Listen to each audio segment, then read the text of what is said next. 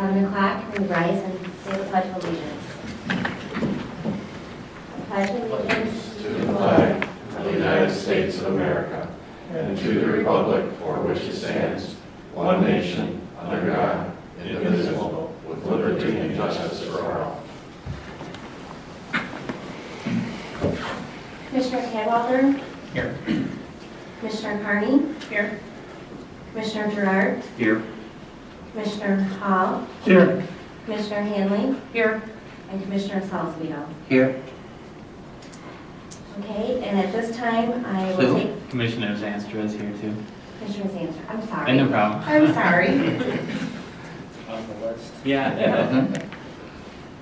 Okay, at this time, I will take nominations for the position of chair. I would like to nominate Shannon Hanley for chair. Second that. Are there any further nominations? If none, is there a motion to close the nominations and cast a unanimous vote for Hanley as chair of the Planning Commission? I'll make the motion. I'll second.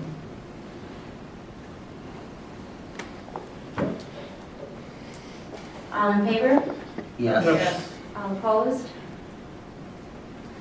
Chair Hanley, I'll turn it back over to you now. Great, thank you. At this time, we'll accept nominations for a vice chair.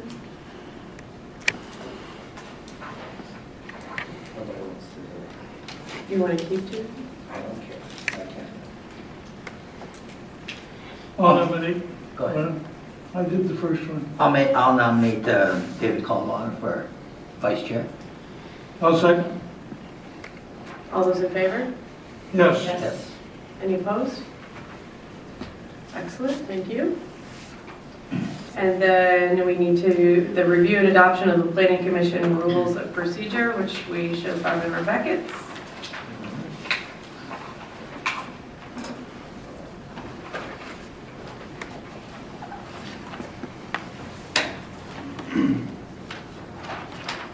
It looks good to me.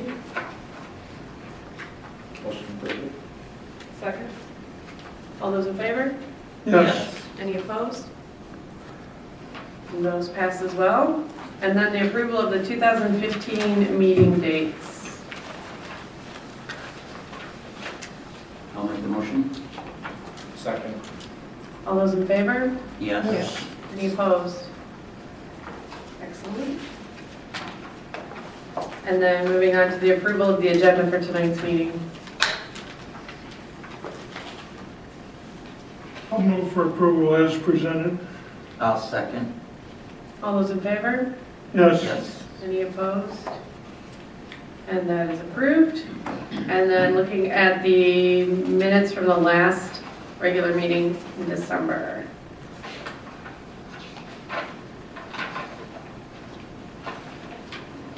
Motion approved. Second. James. All those in favor? Yes. Any opposed? And those are approved. So at this time, we'd like to open up the meeting for any public comments or communications concerning items not on the agenda. Seeing none, we will close that portion of the meeting and move on to our old business. And we will open a public hearing to discuss mixed use.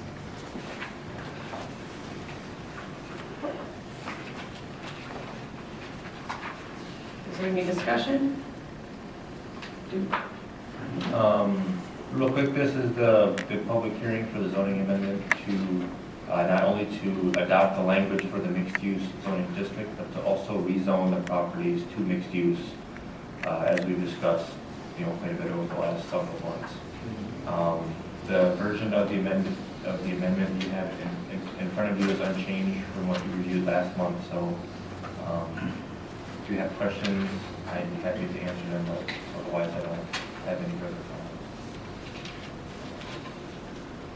Are there any public comments? You have to step to the microphone, please, Kelly. You have to state your name. Kelly Holt, I own the business at 517 East Main. I'm just questioning what's the reasoning for the change. I haven't saw the notice, and I don't understand the reasoning for the changes. There have been requests to rezone some of this area, or? It's not in particular to any specific request, right? Mark, do you want to discuss the why specifically of it, or? I can start it, and Andy? Andrew can probably explain it best, but the city has a master plan, and within that master plan, there is a long-range plan to create these mixed-use districts, or downtown edge is what it's referred to. So the planning commission has been going through the process of identifying a couple of those areas, and this is one of them, where they would actually write language and then rezone them as mixed use. There is one particular request where a parcel of property has been purchased, and they are talking about putting in mixed use in that area. But with that one request, we looked at within the master plan those areas that our master plan is downtown edge, and it just writing that section of the ordinance and then going through the rezoning process. And so that's what this is. Andy, you can correct anything that I've misspoke on, or go into more detail on it. No, you pretty much got it right. I think only thing that I would add is, by mixed use, just for everyone here's information and anyone in the audience, by mixed use we mean typically in zoning, in conventional zoning, you're only allowed to use your property for one purpose. So if it's a store, or if it's a residence, or if it's a industrial business or industrial use of some sort, that's the use of your property. Mixed use enables it enables you, but does not require you to.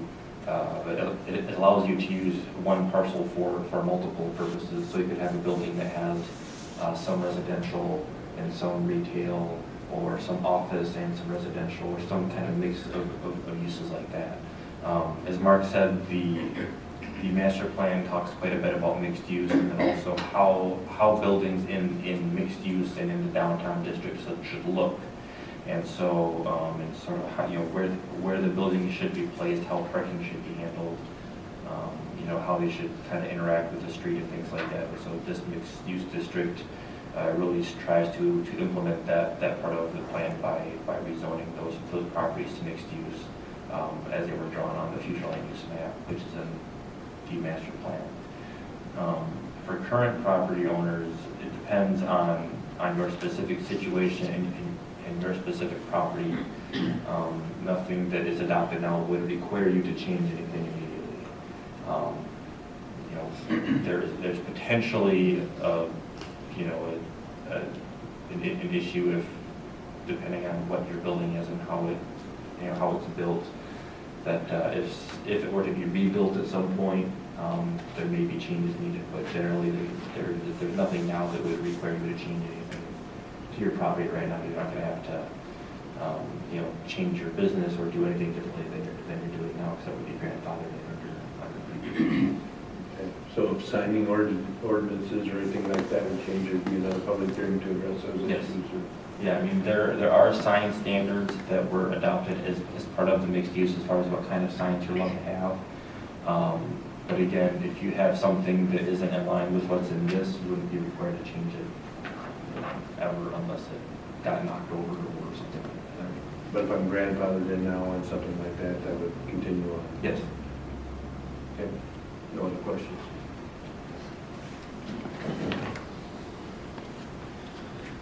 Maybe one of the things that I'll add, if I may, is it's something that I've said to the planning commission before, and I'll continue to say, is that our challenges that we have with these long-term goals in the master plan, which may be 10, 20, 30, 50-year goals, and you want to make changes to the zoning ordinance to eventually allow the community to evolve in that way. But at the same time, you have the short-term issues that people have to deal with on a daily basis, or those immediate needs. And so how do you balance those things? And I think this planning commission is been very good at looking at those long terms, but also appreciating that there are those short-term issues as well. And if you can make progress, even if it's incremental progress toward those long-term goals, then that helps without pigeonholing or creating these short-term problems. So that's the balance. That's the balance, I think, with zoning, and what zoning amendment changes is that short-term versus long-term. And I think in the grand scheme, we're trying to make this particular area, this downtown area, livable, walkable, beautiful, to just keep increasing our appeal. Yeah, okay. Oh, Same person. okay. Would that, I noticed on the map, now that involves some residential pieces also. Would that make those residential pieces available for commercial property then, or? If, Yeah. go ahead, Andy, yeah. Yeah. Possibly if somebody wanted to buy them and put a commercial building up or a mixed-use building or rebuild a residence, all those options would be open. Although there's no requirement to do one thing over the other. So, but you could, I guess at that point, you could potentially purchase a residential property and come back and then it would still qualify as a commercial business at that point with this rezoning? Potentially, it would depend on the specifics of the proposal, but yeah, if somebody bought one of the houses and said they wanted to tear down the house, put in a business of some sort, there's a way that they could do that, yeah. Okay. And I don't have the document. That would be on the north and south side of Main Street? Because there's only a few businesses that are really impacted on Main Street. I think it basically affected both sides, So up to Jackson Street. Yeah, and it would go a block deep to the south and to the north. Okay. It doesn't go all the way to Avery the whole way, but. Yeah, it's sectioned Yeah. out halfway through the block. Washington. Mhm. Okay. And I have the map here if you want to take a look at it. What's that? I have a map here if you want to take a look at it.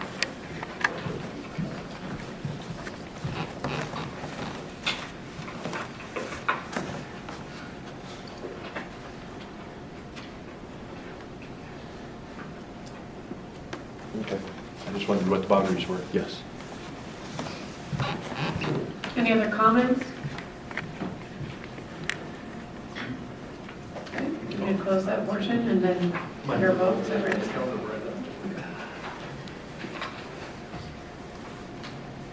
So we're ready to adopt this, I think. Worked hard on it a long time. The planning commission will be recommending approval to city council. Perfect. Thank you. The only question I had is last time we talked about the maximum height that something could possibly be, and I see it still looks the same, so that's where we're leaving it as of today? Yeah, I had a discussion with the fire chief, and we didn't go out and measure buildings, but several of the buildings are over the 40 feet. Fire protection for the Lowell Fire Department is at about 30 feet, and so if there's fire in the building that's over 30 feet, then they would rely on a ladder truck coming from, I think he said either Ada or Ionia. So we would be relying on mutual aid for now, that being said, with the new building code standards, you look at fire suppression within the buildings and those kinds of things, which we don't have in some of these taller downtown buildings. But, with that, we're not at the point where we want to come back and talk to you about anything over 40 feet at this point in time. So, yes, that's the answer to that. Thanks. Okay, so we'd be looking for a motion to make the recommendation to the city council that this is adopted. I'll have a motion for that. I'll second. All those in favor? Yes. Any opposed? Excellent. Thank you for approving that. And then the dimensional regulations, is that?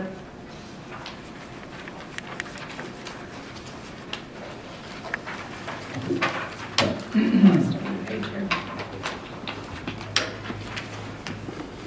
That's what we just talked about. Yeah, that's what I thought. That's Okay. a little bit of what we just talked Okay. about, and I think the issue is maybe an ongoing thing, depending on what you want to do in terms of, we'll talk about priorities for the year later on.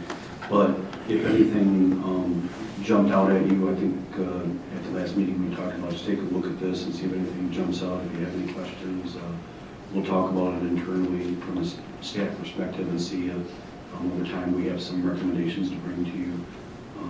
And part of that, like I said, will depend on what you decide you want to be your priorities for the coming year. But I didn't know if there were any questions that anybody had after we talked this over last central.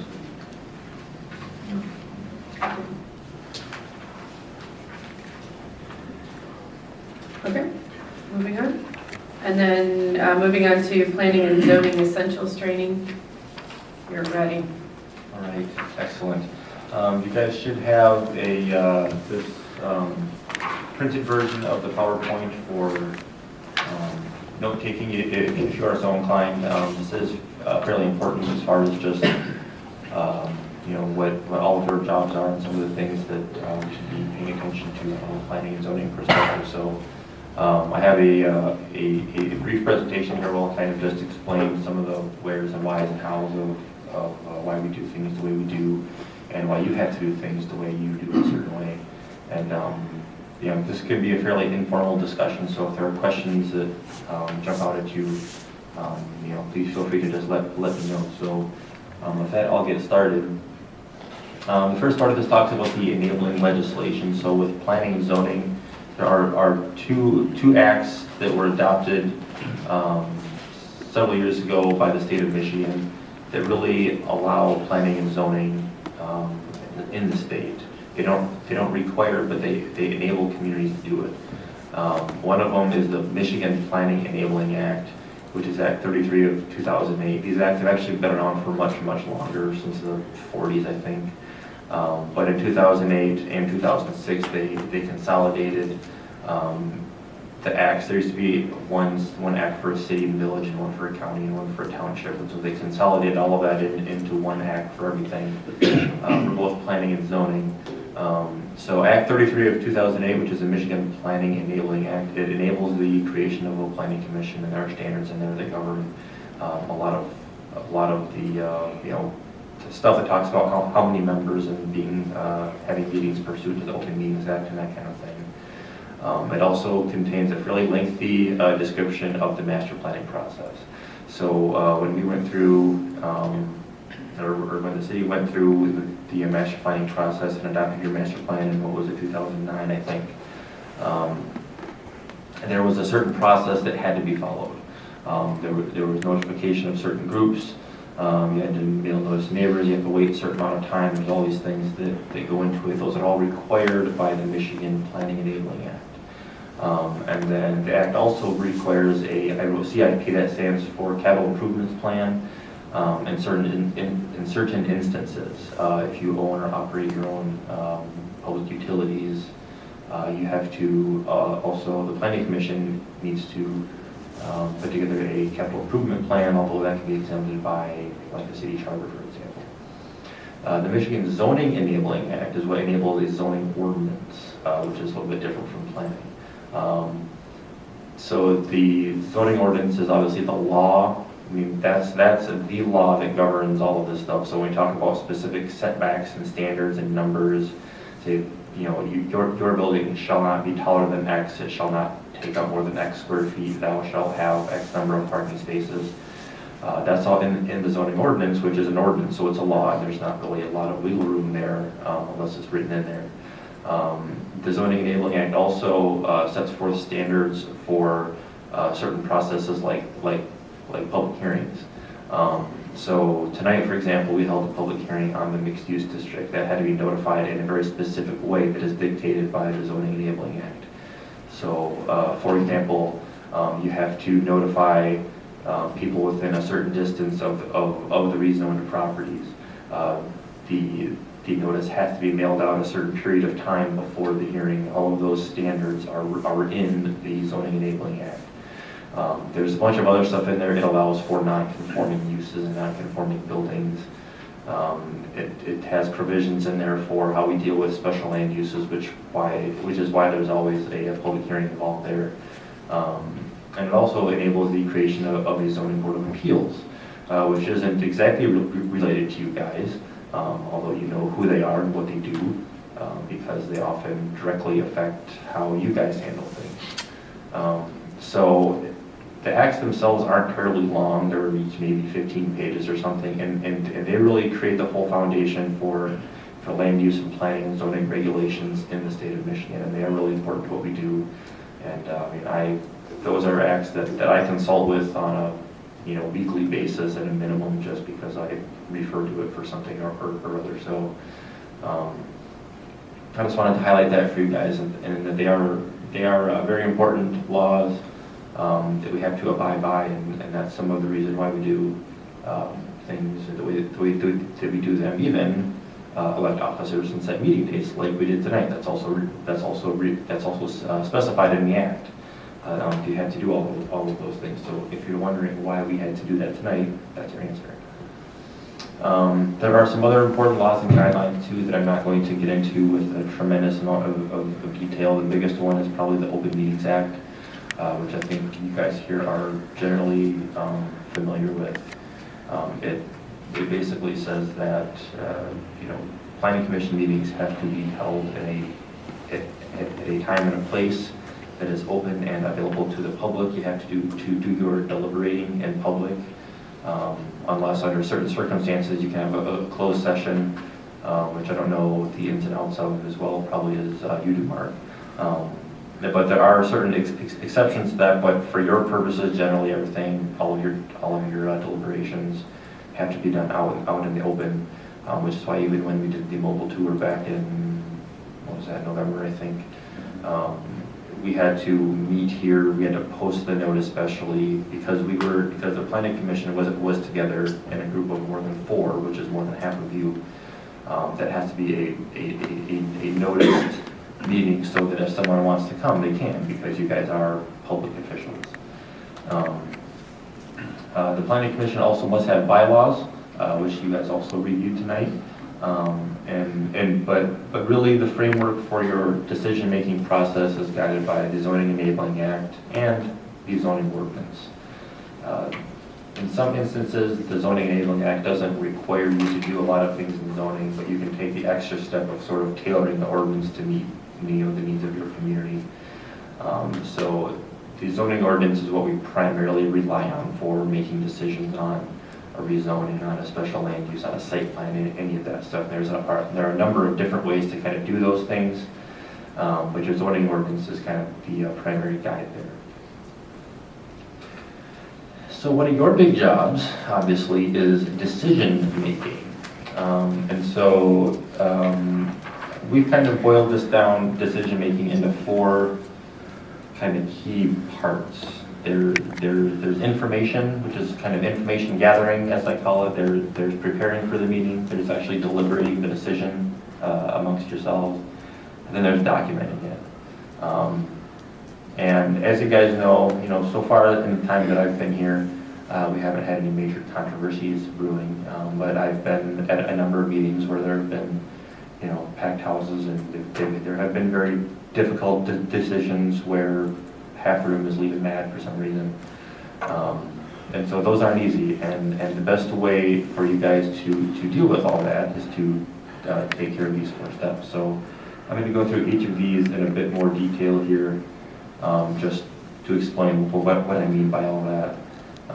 By information, it's simply information gathering, getting all the information you can about a particular project or a particular question that is posed to you guys. So typically, if there's a special land use application, site plan review application, rezoning application, the applicants need to know about what forms they need to fill out, what the dates are, if there are fees, all of that kind of stuff. You have to be able to provide the right information to the applicants. It's best to not answer questions just off the top of your head if you can possibly avoid it, unless you know 100% beyond the shadow of a doubt what the answer to that question is, because you don't want to inadvertently steer somebody in the wrong direction. And then also, as planning commissioners, you guys run into people probably who know that you're on the planning commission, just around town, and there are instances where somebody will want to ask you about a certain project, or maybe there's an applicant that wants to talk to you about a certain project and maybe kind of nudge you towards making a certain decision. And it's important for you guys to kind of keep a note of when those kinds of contacts are made, but also avoid that kind of communication as much as possible. Obviously, it's virtually impossible to not talk to people, even though you might not want to sometimes. But in the sense of being objective and being fair, making sure everyone goes through the same process, that is something that should be kept in mind. And then of course the application process itself, some of that, the burden falls on the applicant to fill out the forms correctly, turn things in on time, have complete site plans. Only complete applications should be accepted and forwarded to you guys. So, I have other clients where we'll get a site plan that's just kind of like a hand-drawn sketch of what they want to do, and they want that to be their site plan, and it's like, no, that's not good enough. We need more information. Just so a complete application should give you all the information that you guys need to make a proper decision. There are deadlines for applications, of course. I think here is it 21 days or 30 days before the next planning commission meeting? 21. Okay, 21. So if somebody wants something on the agenda for the February meeting, for example, they have to have it turned in to Sue at least 21 days before that meeting. And again, that gives adequate time to review it so we can get it done in a timely process.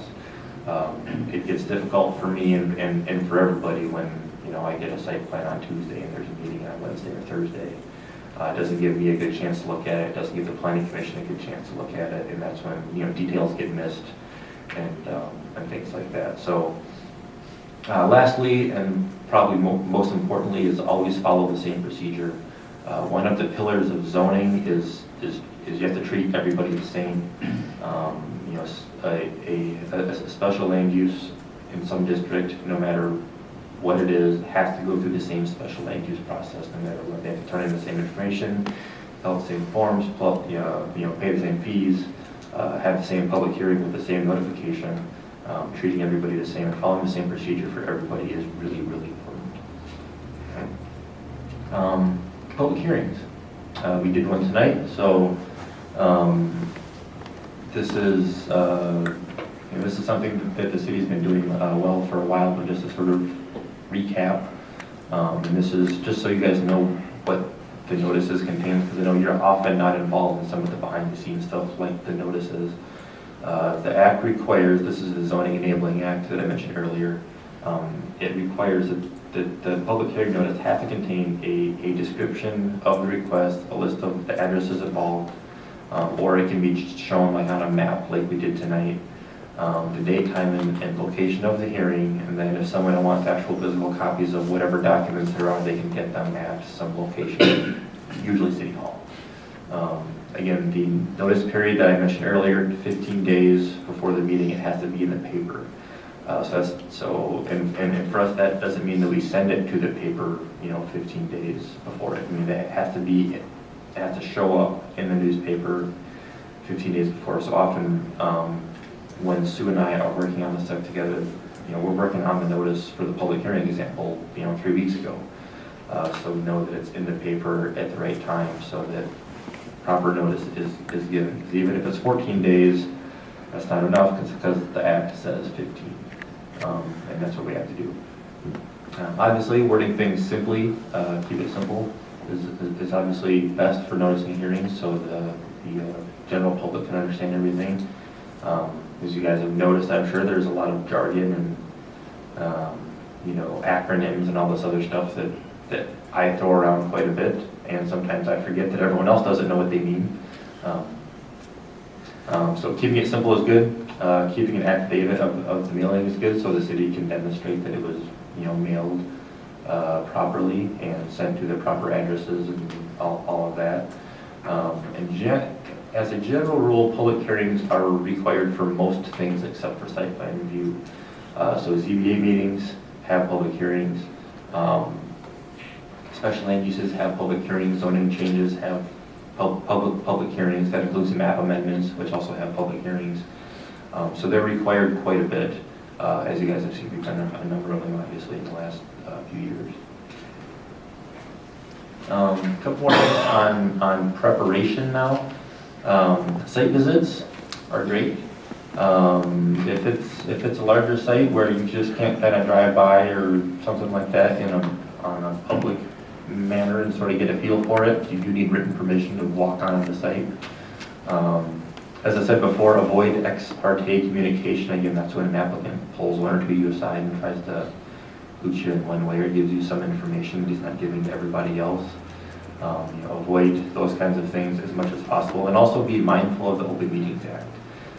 The Open Meetings Act, I believe there is a provision in there that kind of exempts the chance occurrences. So like, if you guys are all at the trouble together or something, for some reason you just coincidentally happen to be there. Obviously, that's not technically a violation because it's not a meeting.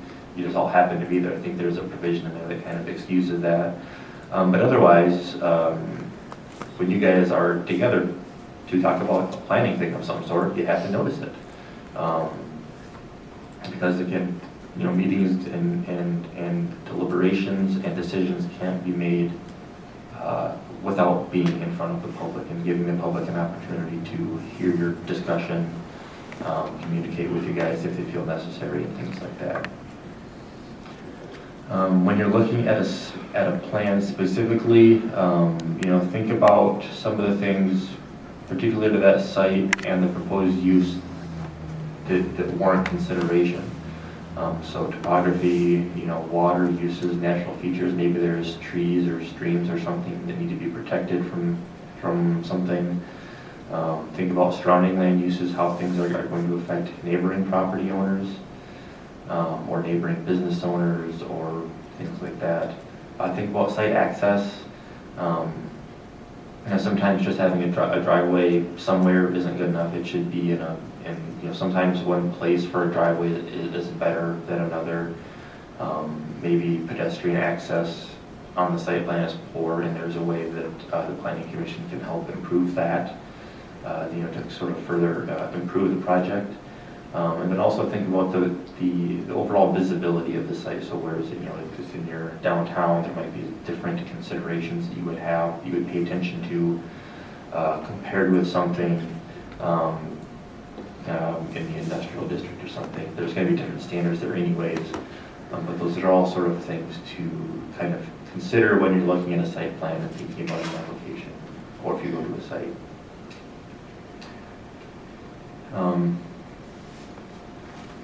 So when the application comes in and then it gets reviewed, I usually review it, and you guys have gotten a number of my memos obviously on various things. There's application forms and site plans that comes in. The master plan and the zoning ordinance are things that should be considered. If there are questions you have, write them down while you're looking at it. Don't just think, oh, yep, I'm going to remember to ask them that, because you might forget kind of in the heat of the moment when someone's talking about something else. So write down questions. Ask questions if you're not sure of something. Don't be afraid to ask an applicant a question while they're here. And then obviously, avoid coming to a decision before you've heard, the applicant present himself. A lot of times we'll get a site plan and then we'll all take a look at it, and the applicant might come and explain a few things that maybe we're confused about. So, try not to come into decision-making meetings with sort of the a pre-rendered judgment for the applicant or the public for that matter. And then also, site plan review allows the Planning Commission some leeway as far as the overall design of the site, which is fine, but it's not your job to design somebody's site for them. That's their job. So suggestions and things like that make sense, but getting into a wholesale redesign of a site for some reason, probably one isn't a great idea for a number of reasons, and also it's not really a good use of your time, and that's kind of not your job to do site design. Do we have questions before I keep going, or is everyone good so far? Okay, so deliberation. So this is at the meeting. All of the forms have been turned in. The site has been visited. You guys have taken a look at the site plan. And now we're at the meeting and you guys are conversing with one another, talking about concerns, about things you like, about things you don't like. There is a degree of formality here. Generally, all comments should flow through the chair. So, generally if somebody has questions for the applicant, those questions should come through the chair. The applicant should then address the chair in return, so we don't have, 3 different conversations going on at the same time and that kind of thing. There can be limits to speaking time, so if an applicant is going on and on, or sometimes the public at a public hearing will want to go on a 20-minute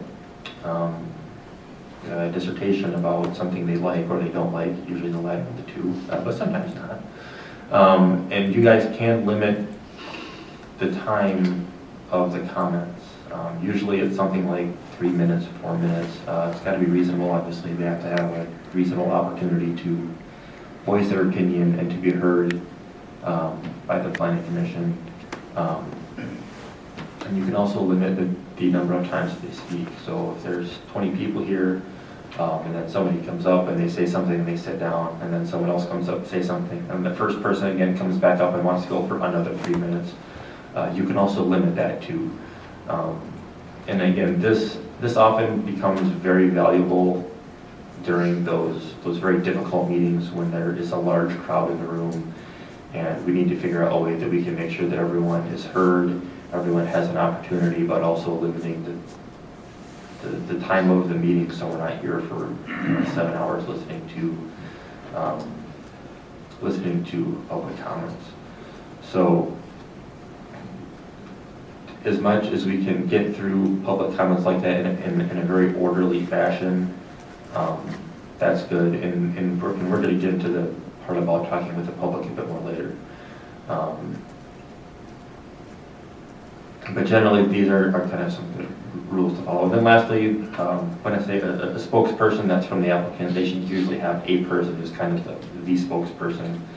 Sometimes these projects have 2 or 3 or 4 different property owners, consultants, designers, whatever on board, and it's best for them to designate a person to be their spokesperson. Obviously, the chair is the planning commission spokesperson. And so that kind of formality and that communication is then simplified. Can I interject? Yes. One thing? Sure. Let's try to eliminate comments between commissioners Yeah. and public Yeah. forum.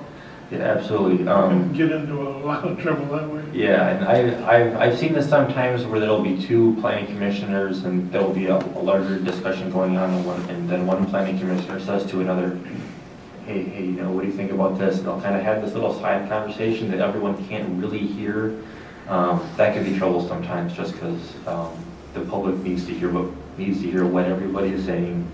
And then again, I'm not a big fan of having multiple conversations at the same time. It's hard to gauge the flavor of it, and it's hard to keep track of who's saying what, who's thinking what, and things like that. And it's not going to stand up in court. No, it's not.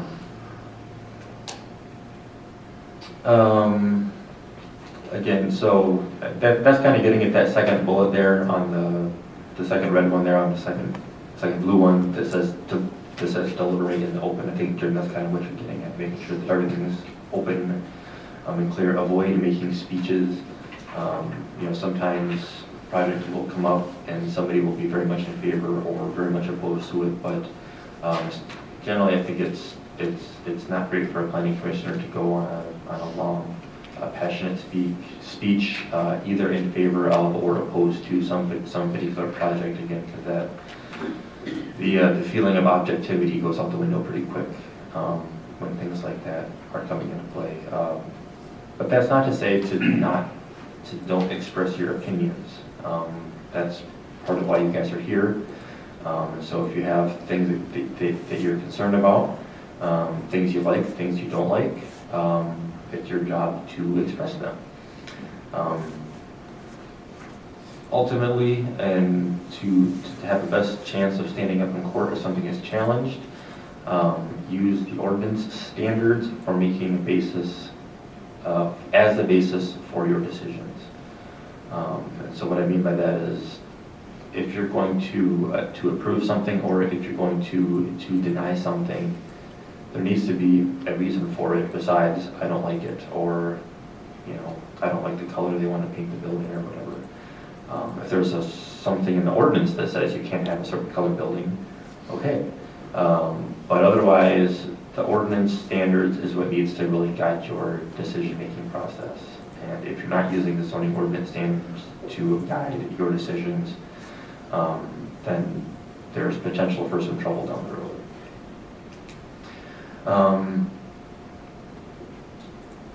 If you're not sure, that's not really a good enough reason to abstain, to not vote.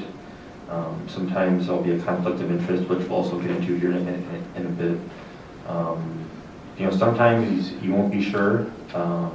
If you're not, you can ask for more information. The Planning Commission can table requests within reason if there's more information that would help you come to a certain decision one way or the other. But even if you're not sure, it's important to vote. Obviously, that's a big part of your job is voting and making the best decision that you can for your job. I left this just on its own slide because it's a really important thing to keep in mind.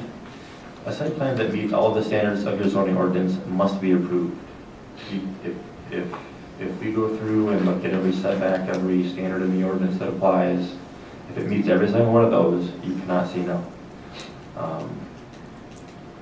That kind of gets back to the previous point about having your decision-making based on the standards of the ordinance. If it meets them, you have to approve it. So that's something that's really important to keep in mind. And it also underscores why your zoning standards are so important. Because if they're building something that you don't want to approve, but you have to approve because it meets the standards of the ordinance, then maybe it's time to look at the ordinance, figure out what we can do to make it so you would like it better. But that's a really important point, and it's the same thing for like a special land use too. There's a little bit of discretion built in there with the standards for a special land use decision. But if you find that it meets all of the standards in the special land use chapter and all the other dimensional standards and so forth, you have to approve it. So the fourth step is possibly the most important one, depending on your perspective, which is documenting your decisions. You guys know most of this already, but motions must have someone making the motion and then somebody seconding the motion. The motion must state what the request is, to approve whatever, and then what the action is. My motion is that we approve it, based on whatever, and then conditions. You can, and we almost always attach conditions to approvals, mostly only for site plans and special land uses, because you can't attach your own conditions to like a rezoning request. But you can place conditions on applications, so you can say, yes, but you have to, change your sign so it meets this standard, or you have to change your parking so it meets this standard. Your condition have to be reasonably related to the request itself. So it can't be, you have to, we'll approve you, but you have to fix up this section of road 3 miles up the street. That's not going to fly, obviously, but if it's something that's directly related to the request itself, then you can have conditions attached to your approval. And then the last thing is that statement of reasons that's related to your review standards. So again, we've stated what the motion is, what we're doing, what the conditions are, and then the last part is what is the justification for our decision? Because it meets these standards, because it meets those standards. Again, if we're denying it, it's because it doesn't meet the standard because the applicant indicated X, Y, Z, the site plan shows X, Y, Z, that doesn't meet the standards of our zoning ordinance, therefore we're not going to approve it. Clearly spelling out the basis for your decisions is extremely important in zoning, and it's a huge part of keeping the minutes and record keeping and all that. So in 10 years, when we go back and look at some site and maybe somebody wants to change something, we can take a look at that approval and see what was approved, why it was approved, what the conditions were, and everything else. So documenting all of these things are extremely important.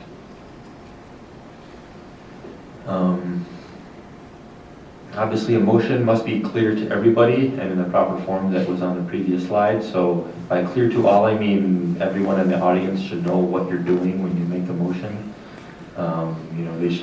There shouldn't be any confusion as to what you're doing when you're making those motions.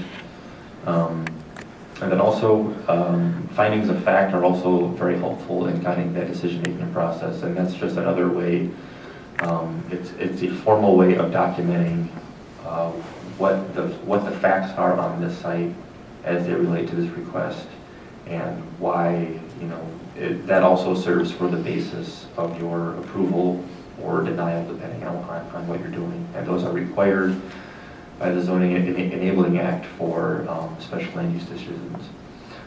So usually when I write the reports for special land uses, and I run through all of the special land use standards, is talk about harmonious with adjacent sites and all that stuff.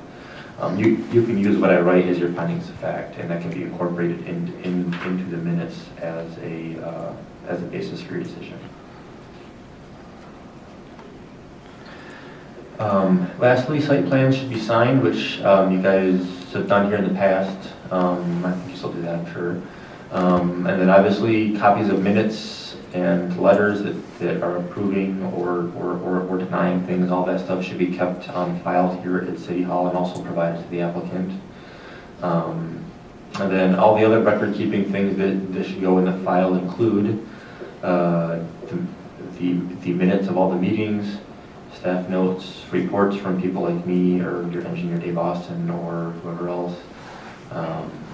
The application, all of the materials that the applicant submitted, the site plan, correspondence with the applicant, affidavits of mailing, publication notices for the public hearings, so we can show that everything was done in accordance with the right standards of the ordinance or the proper statute. Questions yet? Or are we still good to keep going? I do have a question. Yes. About the site plans that meet all the standards of zoning must be approved. Yes. Does that include, like, if there's a condition, so we hate it, but there's no reason not to have it except for they don't have their dumpster enclosed or something?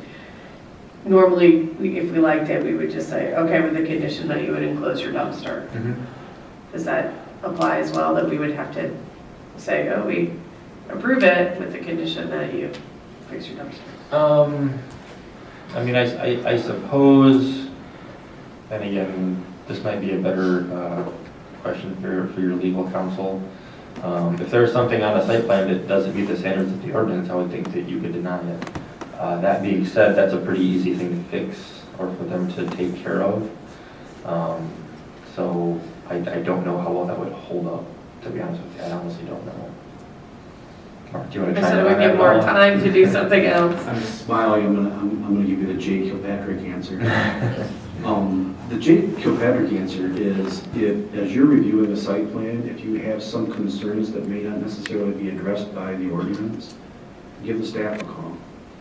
Because quite often the staff is in a position to be able to then go back to the property owner or the developer to say, we're not crazy about this, we're not crazy about that, and we'd like to see if we can make some changes. Quite often, before the site plan approval process has been completed, they're open to maybe making some of those changes that we might not be able to require. So it's always a good idea if you have, as you're reviewing the site plan, give us a call. Give us a call before the meeting comes up if you have some concerns about it. Okay. And then we can address it ahead of time. So working with the public, and I got into this, I started talking about this a few minutes ago when we were talking about deliberation and contentious meetings and comments flowing through the chairperson and things like that. All of your meetings obviously have to have some portion of it available for public comment where somebody can come up and say whatever they want, pretty much. So these suggestions here apply to that, but also to when you're actually conducting a public hearing. So generally, take all the public comment at once. You know, have some specific part of your meeting be the part of your meeting where we're taking public comment. If it's a public hearing for an application of some sort, obviously you have to hold the public hearing before you make the decision on the application.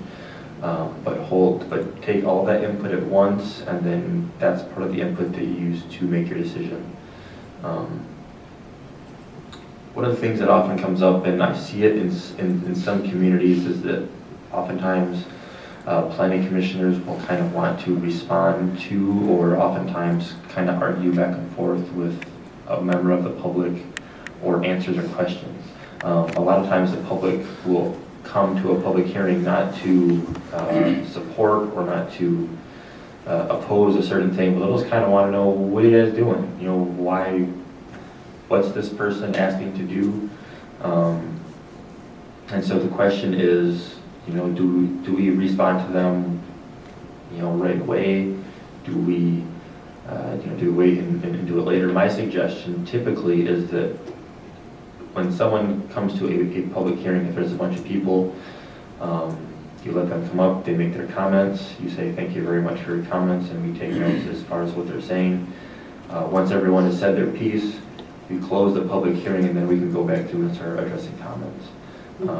Generally, I don't like having conversations back and forth with members of the public, because it goes on for a long time, and two, it kind of gets away from the issues sometimes, because those conversations can evolve, and then and some really contentious meetings that I've been at, one audience member thinks that other audience member is getting more airtime than he or she should otherwise be entitled to, and it can get ugly. So typically, if there are a bunch of people at the public hearing showing up, they come up, they state their name and address, they make their comment, which should be limited to 3-4 minutes or less.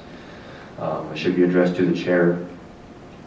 Everyone listens, we say thank you very much for your comment, they sit down, the next person comes up, and we just very methodically go through all of that process, so everyone is afforded the same opportunity to be heard. And then you guys get the same opportunity to hear everything, and then we can go back and then answer the questions if it's appropriate. Sometimes people will just say stuff, and we say thank you very much, and that's just part of what you think about as you make your decisions. There's nothing wrong with asking for clarification if you're not sure, but generally, kind of keep it. Keep it on track. Obviously, we're only talking about the planning and zoning issues. So if we're talking about a site plan downtown, and someone wants to come up and complain about the condition of, something 2 miles away that's not related to this particular application at all, then that's not really a comment that you need to take at that time. But they can make that comment at the other part of the meeting. It should be important for you guys to know that a public hearing does not require all questions to be answered. You don't owe everybody an answer that comes in here, and again, avoid arguing or long discussions with one particular member of the public. I just generally don't think it's a good idea, and it generally doesn't go over well with everybody else that's there either, because again, anything that gives off an impression that you're not being objective, you're not treating everybody the same, those tend to be troublesome.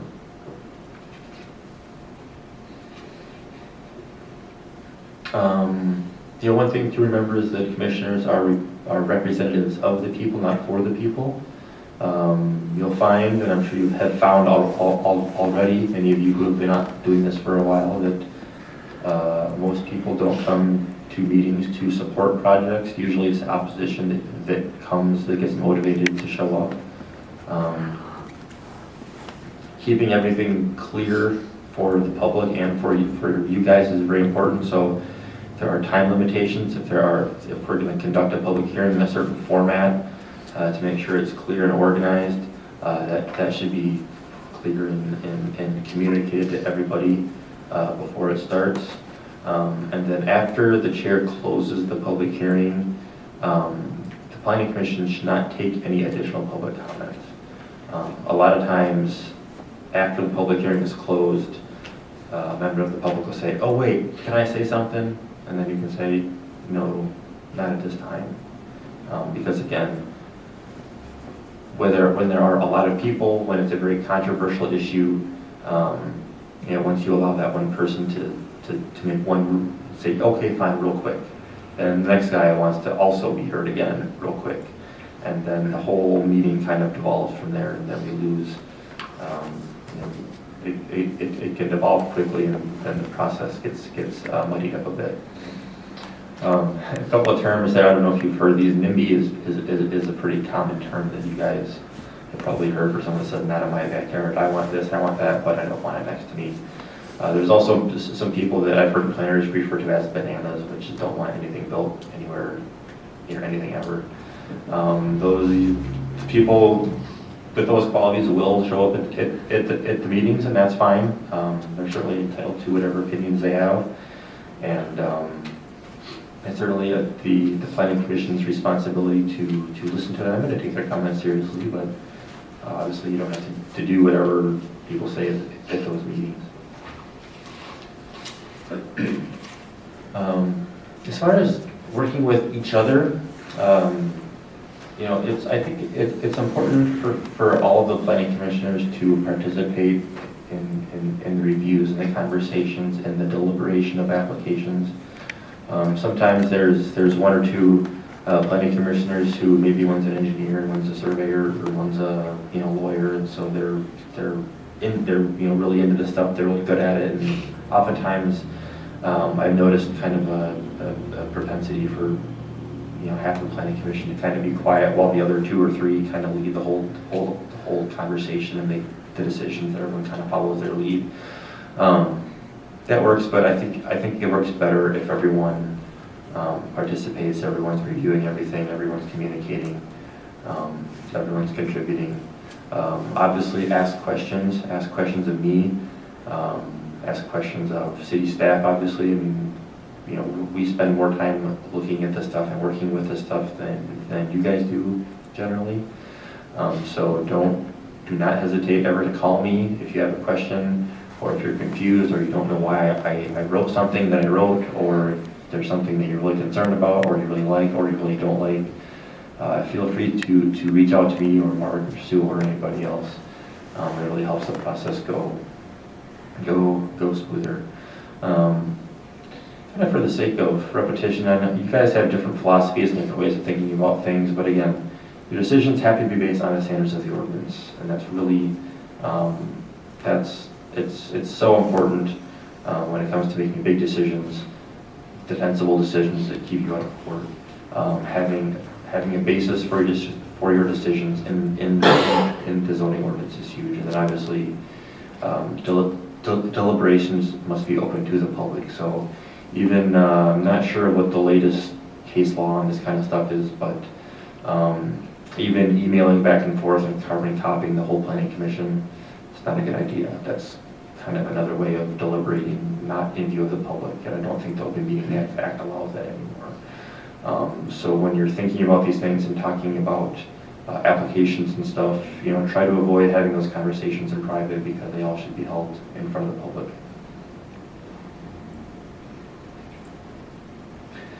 A little bit about kind of risk management. I mean, it's at some point, I'm sure it hasn't happened since I've been here, but I'm sure at some point the city was in court over some zoning decision or another, or some planning decision or another. You can't avoid it because not every decision is going to be liked by everybody all the time. But you can manage, your liability, your risk. You can make defensible decisions by making sure the rules and your procedures are consistent. You're treating everyone fairly. You're avoiding conflicts of interest, which we'll get into more in a second. You've got accurate records, you've got complete records, everything's complete. There's no shortage of information on the record, and that obviously we're following the raised statutory requirements. So if we make a decision, but the notice got screwed up and I didn't get it to the paper, but 7 days before the meeting, but we held it anyways and made a decision based on that. That's going to undermine your credibility, if and when you end up in court. So those kinds of techniques are really critical for making good decisions and making defensible decisions that if and when get litigated, the city is in the best position possible. Conflicts of interest come up a bit. That cartoon I have there is completely unrelated to planning and zoning, but it kind of illustrates the point nicely. And what usually comes up with conflicts of interest is where a planning commissioner has, a brother-in-law or somebody who is an applicant, or maybe you own the property, maybe you own a property, or you own a property right next to, or you have some interest in an LLC that owns a property that's in front of the planning commission for decision. Those kinds of things need to be disclosed at the outset.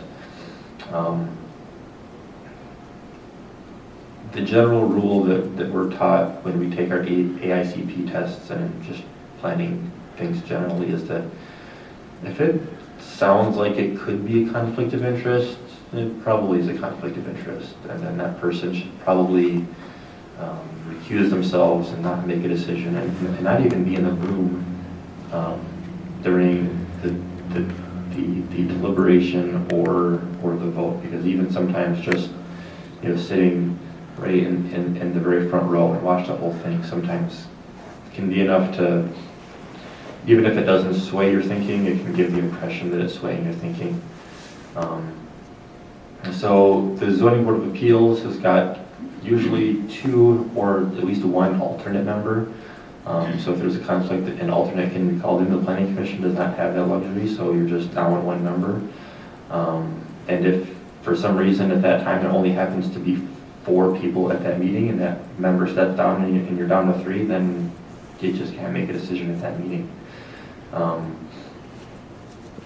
So the nature of the conflict should be disclosed. So if you're a business associate, if you're a relative, in-law, very closely tied or otherwise interested in some project, you should just say that and say that you have a conflict of interest, and then go somewhere else for a little while. You don't have to miss the whole meeting, I don't think, but you should miss the part where that decision is made in the public hearing and the deliberation and all of that.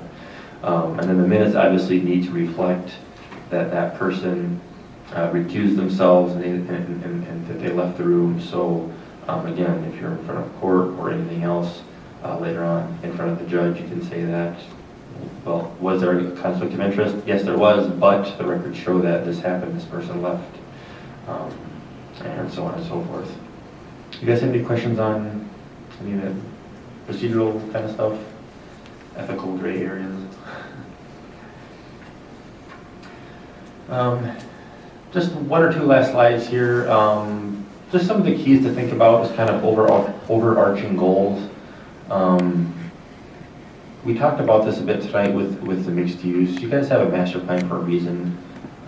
We should stick to it as much as possible.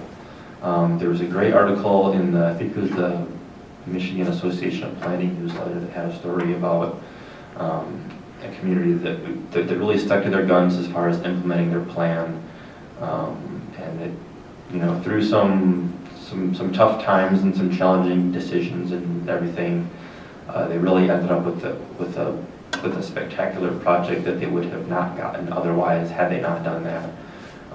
So refer to your master plan. That is the blueprint for the city for the next 20 or 30 years. Consult your master plan frequently. It is the basis for a lot of zoning decisions, including special land uses, zoning decisions, things like that. Patience is also important sometimes, especially when we talk about long-range things like maybe even this mixed use, or a master plan. There's kind of the sense that we do all this work, we have everything.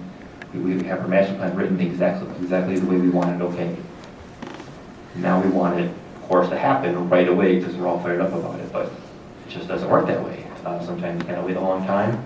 And so you have to have kind of a long-range perspective and knowing that, some of your decisions and some of your hard work might not pay off until 2025, for all we know.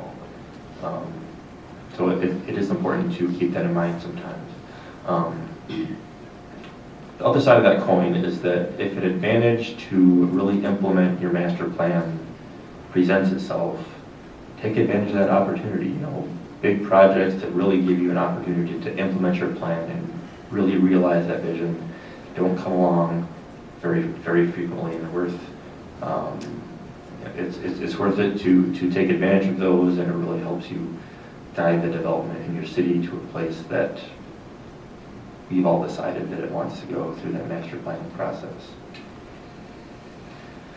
So that wraps up my spiel. Other questions or concerns, comments for me? Hopefully it was informative. I said, we just don't have any of those contentious meetings. Let's just Yeah. kind of draw that line. Yeah. That's my master plan. Consider yourself fortunate. Yeah. Yeah. Like to keep it that way.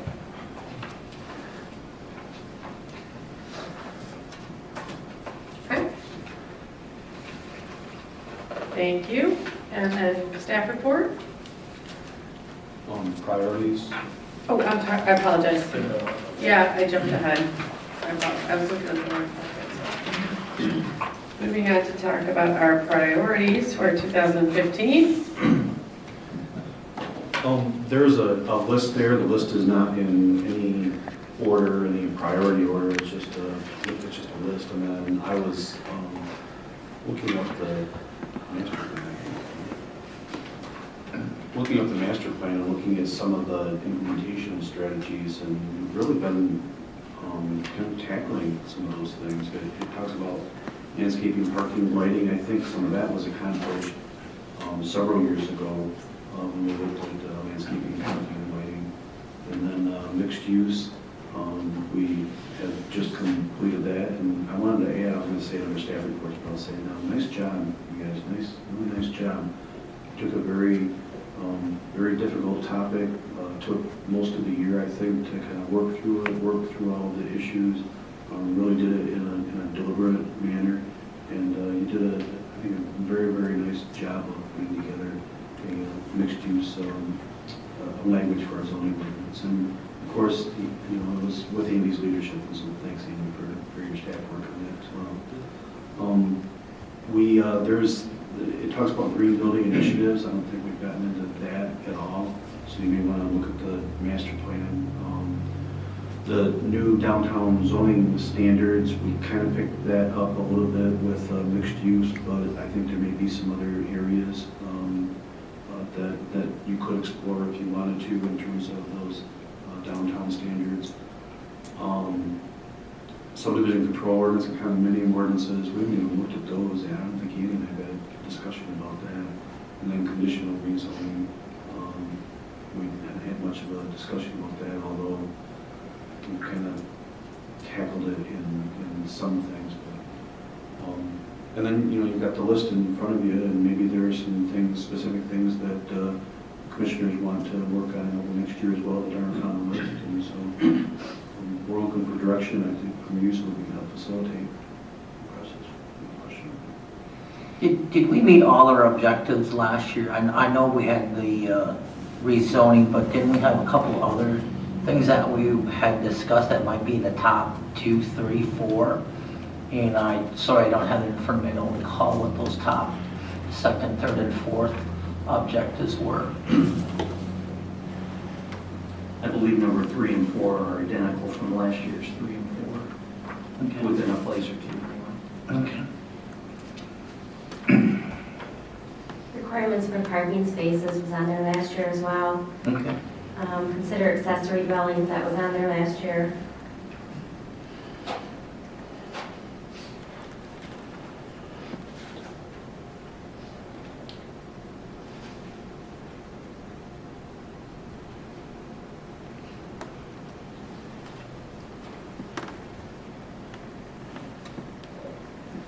I hate to bring it up, but you did have a discussion about small animals.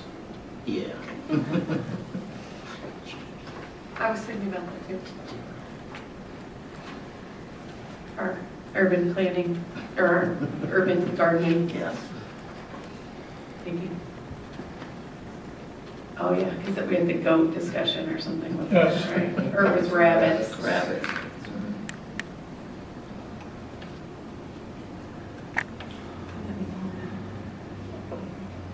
I'm just looking at the minutes.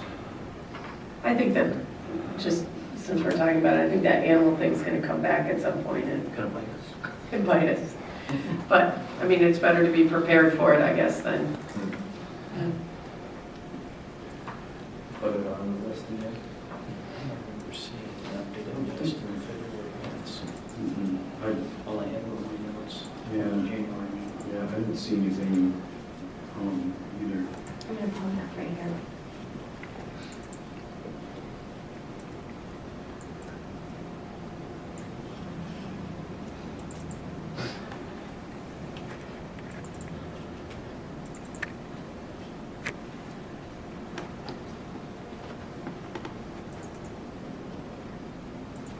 is there anything else that someone wanted to add?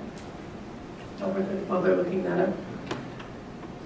Seems like a good list. Very good list.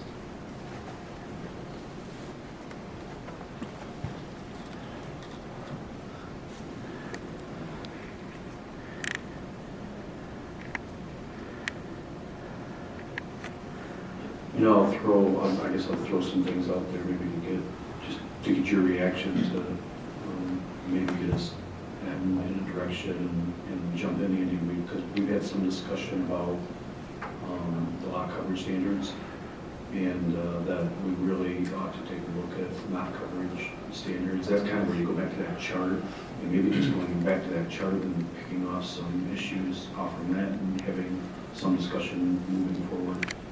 Another one was number 6 on the list, the accessory dwellings in certain districts. I think that's been, we addressed it in C3, but weren't there some issues in residential as well, or was it just in C3? It was just leave C3, we can cross that off.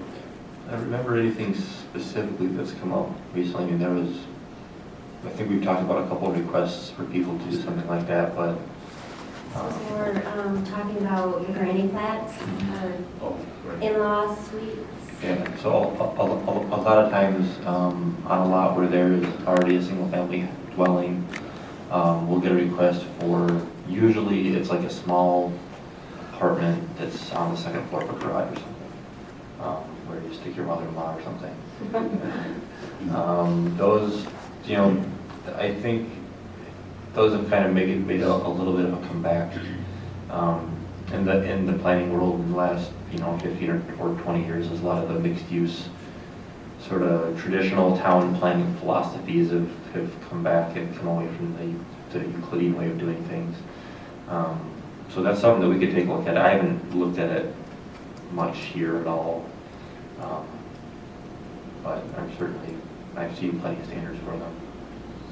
Another one that is coming to you, maybe whether you like it or not, but it's an issue that we have to address, is downtown parking. And the DEA has commissioned a downtown placemaking plan, and that plan is in the final stages, and will be presented to the DEA in February. We'll make sure that you get copies of that. But an offshoot of that has been an evaluation of the parking needs in the downtown area. And once that's completed, I know one of the things that's going to come out of that is that we had somebody look at how many actual, first of all, we divided downtown into 5 areas, so to speak. And then we had somebody look at each of those areas and look at the number of parking spaces that were in that area. And then look at each building, every individual building, and what is the current use and what then is the parking requirement based on that current use in the zoning ordinance. And then what is, they sat down with us and we looked at potential future use as well. And so what like the future parking requirements would be. And we did that in each of those 5 areas or 5 districts or zones or whatever we called them. And to no one's surprise, there is a deficiency, not only in terms of current use and number of spaces, but in terms of projected use.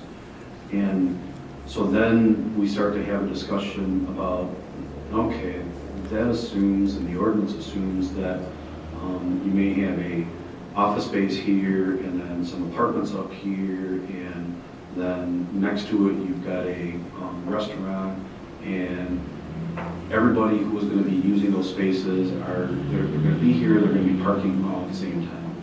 And that's not necessarily the case. You have peak times for different types of businesses, for different types of uses, for residential uses. And so we have a little bit of discussion about that. And what we want to do is bring that, once it's completed, bring that back to you then and have a discussion with you about how the zoning ordinance impacts parking in the downtown area, and whether or not we want to look at some language that maybe is a little bit more realistic in terms of parking requirements downtown and for uses downtown. So that'll be coming. It's sort of, like I said, an offshoot out of this downtown placemaking plan study. We have this deficiency that we've identified as a result of that, and so we want to come back and have a discussion with you about downtown parking. So are you saying that lack of parking or inadequate parking could then prohibit somebody from opening a business? It's Because they It's an can't issue meet the you're- demand? Yes, it's an issue that you're going to be faced with. Now, I'm going to tell you from the city manager policy perspective, and then Andy will give you the real zoning answer. But yeah, the sort of general policy side of it is that if we've got these uses coming in, and maybe there's a potential high use that would require 30 or 40 parking spaces in an area where there's already a deficiency of, under the study, maybe 100 spaces. So how can we justify allowing this use? It's allowed within the ordinance, but they can't meet the parking requirements, maybe technically. So it's going to be a struggle for you to walk through that. We want to try to get ahead of that discussion and bring you up to speed on parking and parking downtown. Now give them the real answer. Well, parking for me, for a lot of planners, it's a difficult topic because it's something that we have to deal with, obviously. We have to accommodate cars and parking. There are a few different challenges that kind of come into this on a sort of a day-to-day basis. I struggle sometimes with the ordinance that says if you have a bank, you must provide X number of spaces per 100 square feet or 200 square feet of floor area of your building. And it doesn't take into account anything else other than the whole thing kind of occurs in a vacuum. You've got this site and this building which generates this number of parking spaces. And it doesn't, for the most part, it doesn't pay much attention to what the surrounding land uses are like, if there's parking nearby, if there's street parking, if it's part of a larger mixed-use kind of context where somebody might park in a parking lot and then walk to the bank and then stop in someplace for lunch and then go to whatever else. So there's that. There's also the fact that I say this a lot about Grand Rapids. I hear all the time that people complain about not having enough parking in downtown Grand Rapids. And I always say there's not a parking problem, there's a walking problem. And to some extent that might occur here. That doesn't mean it's not a problem, because if a lot of people perceive a problem, then there's a problem of some sort. But the amount of resources and the amount of effort that we should spend dealing with some of those problems, I question sometimes, because I don't want vehicle storage to undermine an otherwise great project or prevent an otherwise great project. I don't want to see a land that could be occupied by great buildings and great businesses or residences or offices in Lowell. I don't want to see those places be replaced by parking lots. I don't think that's the best way to use properties, especially in a walkable, comfortable, historic downtown. So I would like to if and when we tackle this, once the parking study is complete and the downtown study is complete, is really figure out a way to require a reasonable amount of parking, but also allow some kind of flexibility there. Because I'm not a fan of the approach of just saying, okay, you're building a mixed-use building that has this and this. You have to put in 150 spots. Well, what if we don't need 150 spots? What if we really only need, depending on what it is, 30 spots? And the applicant's got to take up a lot of land and put in a lot of pavement that maybe we don't need. Maybe it sits empty for 11 3/4 months out of the year. I don't know. So those are just some of the things that I think about with parking downtown. It's a hard and often frustrating conversation because people say, we need parking, we need parking, we need parking. And, well, yes and no. I mean, yes, you do, but the context of it varies a lot. And Mark, we were talking about this the other day. You said that no one really bats an eye at parking the equivalent of a city block or more away from the front of Meijer, and then walking inside the store and walking another 2 blocks around inside the store while we're shopping, and another block out, the equivalent from the entrance to your car. But if we can't park within a block of where we're going in downtown Lowell or downtown Grand Rapids or anywhere else, then we have a parking problem. And that's where I really struggle with having that conversation. I think part of it can also be making sure that public parking areas are clearly marked, clearly demarcated. It's obvious where public parking is so people can use it, making sure that all of our on-street parking is kind of being used in the most efficient way possible. There's been a number of communities where we've looked at parking on streets and said, well, okay, everyone says you need parking. What if we took these 3 streets where you could be accommodating 25 more cars and put some parallel parking in? That would, just increasing the sort of efficiency of what we have now in public infrastructure, using what we can for parking, using it as efficiently as possible, helps make that go away without having to buy parcels of land, take them off the tax rolls, and have public parking lots or whatever. So I don't know. I struggle with parking from a philosophical standpoint because obviously I want to see buildings downtown Lowell, and I don't want parking to stand in the way of good development. Let me throw another, maybe a specific example at you with Lowell. I'm a firm believer in bring people together who are stakeholders in a problem and get them in the room and get them to come up with the solutions and to problem solve. And we did exactly that with parking on just in a small area on the other side of town, the lot behind, sort of where Spring Grove is, kind of next to the Light and Power Building.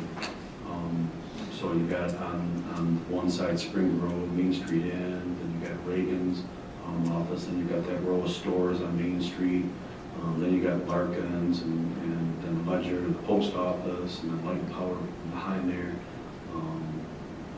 You've got the accountant, and you've got the restaurant on the other side of the street as well. So we invited several of them, including residents and building owners and business owners, and put them all in the room over there, and we said, okay, what are the issues? What are the problems? And then what are some solutions? And then what's doable now?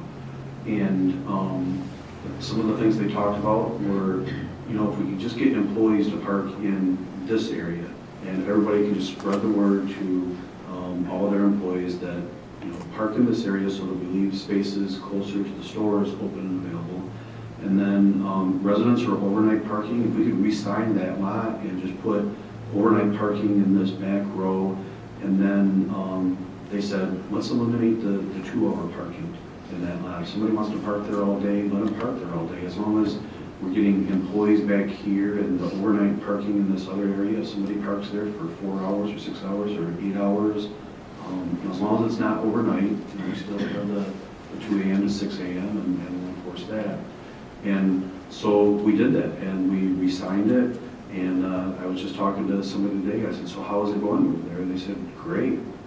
It's going really well. That, what the group came up with were some solutions, and those solutions seem to be working. And I'm thinking about having that discussion with folks over here with this lot and lot behind City Hall. And I guess that's sort of a real-life example of if we can get people together and talking about potential solutions, then sometimes that's better than creating too many rules and worrying about building too many parking lots and all that. So that's what we're talking about so far.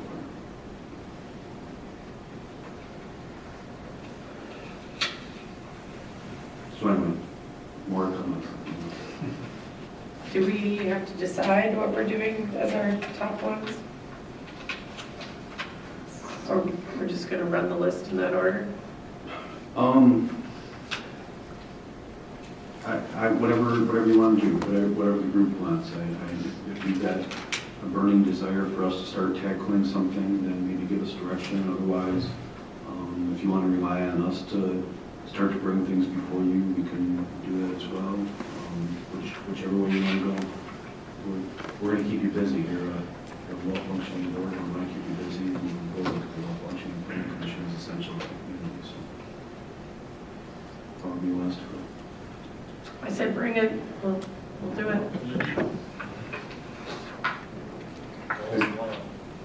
Yeah. Okay. Here we go. Okay.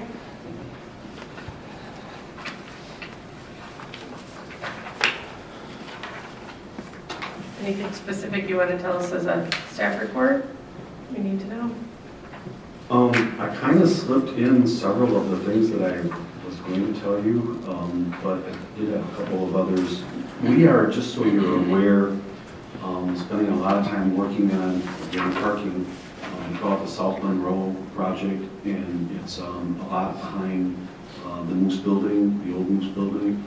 And I don't know how much, in terms of the project itself, how much planning commission activity there will be, but eventually you're going to maybe see some site plans and some uses coming from that side of Main Street, and the issue of parking will come up. And so just know that we're working on that project. We've got a task list developed, a full-page task list, and it really involves a lot of people, a lot of private property owners, all of the utilities, water, sewer, electric, cable. So it's a pretty big project this year. So just be aware that that's going on. If you have any questions about it, feel any details, feel free to ask. And then, just so you know, the Unity School had been purchased by a developer, and there still is discussion there, and I think you might see some activity fairly soon. They're weighing right now whether or not they can run their project with the existing large building. I'm quite certain they're going to use the small building in front of the river, but they're weighing whether or not they can run their project with the existing large building or whether or not they have to demo that. And so they're going through that decision-making process right now. And then you probably all have seen already, but the building at the corner of Main and Valley Vista, the Red Frog car wash, has been demolished. The property owner felt that it was better to just level that building to make that corner more saleable, and so that's what's happened there. One of the issues that we worked with them on was the water line. There was a main water line coming into the corner property off of Main Street, and they wanted to relocate their water line to Valley Vista for the cleaners. So they relocated that water line and abandoned the one off from Main Street. And so anybody that buys that corner lot will then have to reinstall that connection, and you'll have to pay the connection fees for it. But that's going on, and the other things I covered. And then commissioner remarks? Any? I just want to congratulate you, Dave, on a second term as chair and vice chair, so good job. Thank you, thank you. Anyone else? All right, Motion to adjourn. I would accept that. All those in favor? Yes. Any opposed? And it's 8:30.